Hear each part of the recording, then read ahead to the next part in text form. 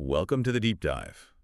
Look, if you're keeping tabs on extended stay solutions, maybe corporate housing, and just how that whole scene is evolving across Asia Pacific, you'll want to stick around. We've got a really interesting case study for you today. We're going to dig into how expansion works in, well, one of the toughest markets out there, Hong Kong. Specifically, we're looking at one company that's really shaking things up, changing its inventory, and showing us how these large-scale, flexible living places are actually being put together right now. Exactly. We're zeroing in on Weave Living. They've been incredibly busy lately.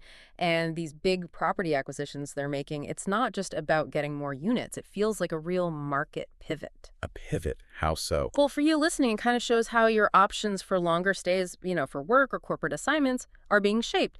It's all about big players gathering up existing buildings and changing what they're used for. Gathering up is right.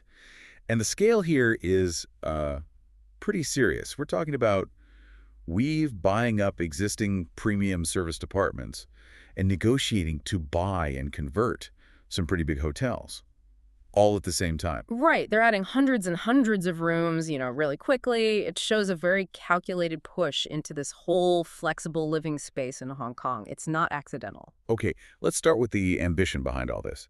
The goal set by the founder, Sachin Doshi, it was huge, wasn't it? Oh, yeah. Massive. Something like aiming for a portfolio of 10,000 bedrooms across major Asian cities by the end of 2023. That's right. 10,000. That's not just a target you throw out there. That takes serious money and, well, perfect timing. Right. You can't miss the beat on something like that. And the timing point is critical. This big push isn't happening in isolation. It fits right in with this significant revival of interest, of investment in Hong Kong's hospitality and, service department sectors. So the market's heating up again.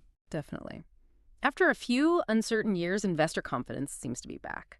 These types of properties are suddenly hot again. Okay. And you can see it in the numbers. The transaction volume is, well, it's pretty staggering.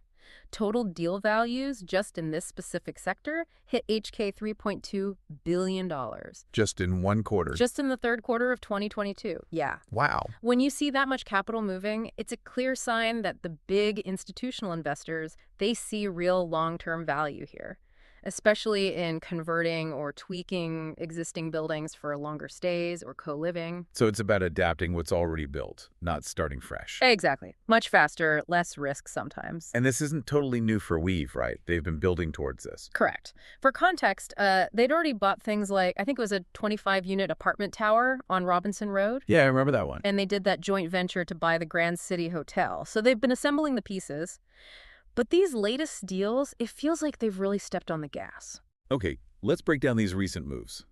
First up, the acquisition in Shenyang, Largo's Residences.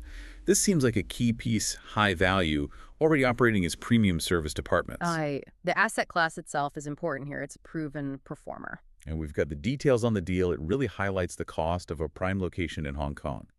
The price tag was around HK $585 million.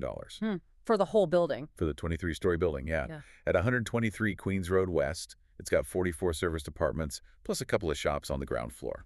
And the location, for anyone needing corporate housing or an extended stay, it's pretty much ideal, isn't it? Right between Saipun and Sheungwan MTR stations. Can't beat it. But let's talk cost per square foot, because that really shows the Hong Kong density factor. The gross floor area, the GFA, is about 36,400 square feet. Okay. So doing the math, that acquisition price comes out to roughly HK $16,000, a bit over HK $16,000 per square foot. 16,000 Hong Kong dollars a square foot. That's significant. It's definitely a premium price point, even for Hong Kong. But the strategic value is it's ready to go, right? It's plug and play. Sure.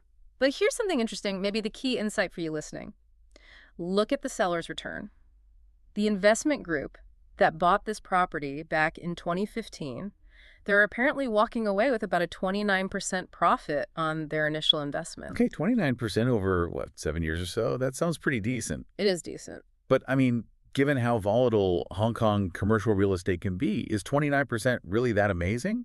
Or is it just the market bouncing back post-2022 and proving the service department model works? Well, I think it's highly significant because it validates the asset class. Oh. It shows that these well-located premium service departments, they hold their value. They provide pretty reliable returns even when the wider market's doing, unpredictable things. Right. And that helps explain why the big money, the institutional cash, is flowing into these existing proven assets now.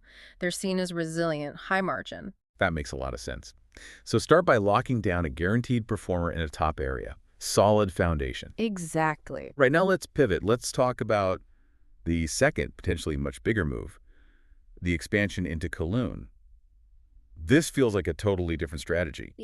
Instead of buying existing service departments, now they're looking at converting large hotels. Yeah, large-scale conversion. They're in talks, reportedly, to buy 2 pretty substantial hotels over there. Okay, what are they? The names being mentioned are Hotel Cozy Harborview. Cozy Harborview. That one's huge, isn't it, in Kwintong? That's the one. 32 floors, nearly 600 rooms, 598, I think. Wow. And the other? The other is Hotel Ease Mongkok. Smaller, but still significant, adds another 199 rooms. It's on Portland Street. Okay, so Cozy Harborview and Hotel Ease Mongkok. Let's just think about the numbers there. Yeah, if both those deals go through, you're looking at adding almost 800 rooms, 797 combined, to Weave's portfolio, just like that. Nearly 800 rooms in 2 deals. And that's the advantage, you see. Buying existing hotel structures lets them scale up capacity way faster than building new. Right. No construction delays, planning permissions. Exactly. It's about speed and efficiency to meet that huge demand for extended stay options. You know, the kind needed by corporate teams staying for months, not just a few nights. So this is the new playbook in Hong Kong real estate then. Turn hotels into longer stay places. It seems to be a major trend, converting that standardized short-stay hotel room inventory into something more flexible, more long-term focused. But hang on, that sounds challenging operationally. Oh, absolutely. A standard hotel room isn't really set up for a long stay, is it? Yeah. You need kitchenettes, more storage, maybe communal areas. Precisely. So converting nearly 800 rooms like that, it's a massive undertaking. It requires significant investment on top of the acquisition cost. It's a calculated risk, but a big one. Which brings us to maybe the most crucial point, their operating model. How does one company manage such different assets? You've got, 44 luxury apartments in Sheungwan needing top-tier service. Right. And potentially 800 converted hotel rooms in Kowloon, which might cater to a totally different crowd, maybe more budget conscious. How do you keep standards up and make the brand make sense across all that? Yeah, that's the key question. And the answer lies in their pretty clever branding strategy. They tackle that diversity by segmenting their offerings, which actually is great for you as a customer trying to find the right fit. Okay, how does that work? They operate under 3 distinct brands. First, you've got Reeve Residences. Residences. That's targeted more at the traditional high-quality long-term rental market. Got it. Standard rentals. Then there's Weave Studios. This one's focused specifically on affordable, single-occupancy, smaller apartments, micro apartments, really. Studios. Yeah. So smaller, maybe for students, young professionals. Exactly. Perfect for people who prioritize location and maybe a sense of community over having lots of space. Okay, residences, studios. And the third one must be where the service departments fit in. That's right. The third is Weave Suites. And these are dedicated specifically to the service department model. They offer the premium amenities, the services, and they're really targeting that longer-term corporate traveler or the professional on an extended stay. Ah, okay. Suites is the premium serviced category. Precisely. And this segmentation, this structure, it allows them to use every bit of property they acquire effectively. So the fancy Largos residences in Sheungwan, that clearly fits into the Suites brand. High-end, premium price. No doubt. But the 800 converted hotel rooms in Kowloon, they could potentially split those. That seems like the logical approach, doesn't it? Some could become Weave Studios, smaller, more affordable. Others could be maybe simpler Weave Suites, depending on how much they renovate and what the demand looks like in those locations. Right. Use the smaller, standardized hotel room footprint for the studio brand, or maybe more basic suite offering. Exactly. It gives them flexibility. They can capture, the whole spectrum of demand for extended stays, from the young professional just needing a clean, functional base, all the way to the executive needing full service. It's a system designed to handle that asset diversity, manage the risk. Yeah, it's pretty smart. Makes the scale manageable. Okay, so let's try and wrap this up. What's the main takeaway here for someone tracking this market?